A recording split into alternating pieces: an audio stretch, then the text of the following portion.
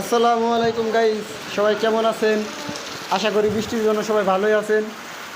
আমাদের ফরিদপুর জেলার ঈশান গোপালপুর ইউনিয়ন অনেক বৃষ্টি হচ্ছে, দেখতেই পাচ্ছেন অনেক বৃষ্টি। এই বৃষ্টির কারণে কাজে আসছিলাম, কাজ করতে পারতেছি না, আপনাদেরকে দেখানোর চেষ্টা করতেছি। এই বেলকনির ঢাল ছাদে কাজ করতে চেয়েছিলাম, কীভাবে কাজ করব। বৃষ্টিতে আমাকেও ভিজিয়ে দিচ্ছে, দেখতেই পাচ্ছেন আপনারা কি প্রচুর পরিমাণে বৃষ্টি হচ্ছে।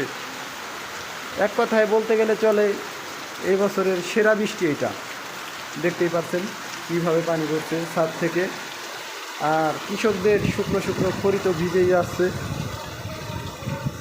একদিন শুকায় 3 দিন বৃষ্টি নামে, একদিন শুকায় 3 দিন বৃষ্টি নামে, এভাবে নামলে কৃষকরা কীভাবে বাঁচবে? দেখতেই তো পাচ্ছেন কী পরিমাণ বৃষ্টি, আমি এগোতেই পারছি না। জানলার ওইদিকে যে এগিয়ে যাব বৃষ্টির কারণে তা পারছি না। চলুন আমরা এটা দিয়ে উপরে উঠি, তারপর আপনাদেরকে দেখানোর চেষ্টা করি।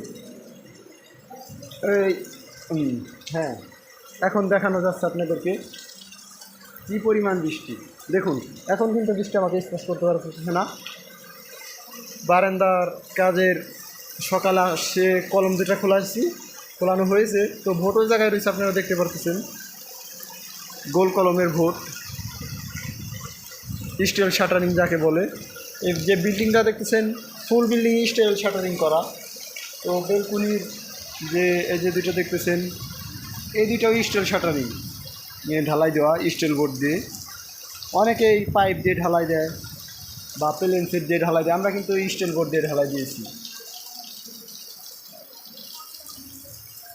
আপনারা কে কোনটা দিয়ে জানাবেন।